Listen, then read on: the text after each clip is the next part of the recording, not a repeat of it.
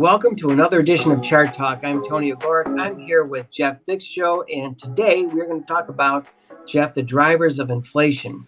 And, it's interesting. This sense of inflation is sort of a nebulous concept. A lot of people find it difficult to understand where in the heck inflation comes from. So we've got a chart here, which I think talks about a couple of the primary drivers.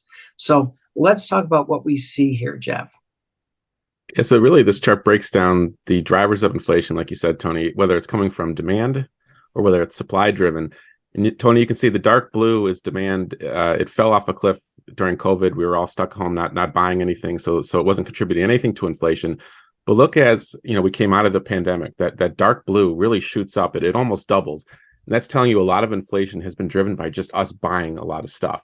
The supply issues, the constraints that caused inflation, they certainly contributed as well. That's the light blue, but you can see they've come down as of late, while the demand side hasn't. It stayed constant.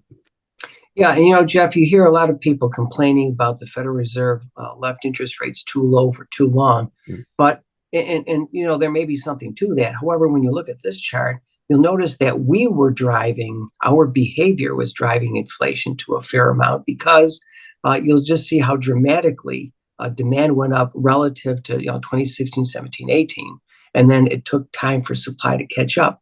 Now, there are two ways that this is being dealt with. Let's take a look at our next chart, and this is a chart of the federal funds rate with the general rise in short-term interest rates, which is how the central bank is trying to fight inflation. And what do you see here relative to prior inflationary flare-ups? Yeah, so they've taken rates up very, very quickly, faster than they have in the past, and they've taken them higher than they have since the great financial crisis. And what this chart basically shows you is every time they bring up rates, something does break. And this time, obviously, we're having the issues with the banks, and so what they're trying to do is cause everything else to be more expensive, to buy a home, to carry credit card debt, and the effect of that, hopefully, is that we start buying less, and that demand part of inflation starts to come down. Right. And so they're doing that, but also everybody else can do something with it. And we've got our final chart here, which is really interesting. It looks at things over the past year. And over here, these are people who are shopping for goods. And we see something really interesting. It's like a 40-40, 20% change in behavior. So let's just chat on this last chart. Yeah, consumers can play a role in bringing inflation down too, and that's that they stop buying things, that they react to the higher prices and say, there's no way I'm paying that, I'm just not going to buy it.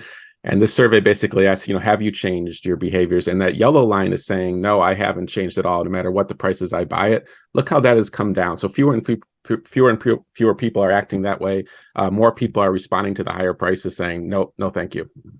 Yeah, they're saying I do it a lot, or I'm doing it a fair amount. But bottom line is, consumers' behavior is changing relative to the price bumps. And ultimately, the central bank plus consumer behavior is going to modify inflation going forward. There's no question about it. So thank you, Jeff, and thank you for joining us for this inflation talk on Chart Talk.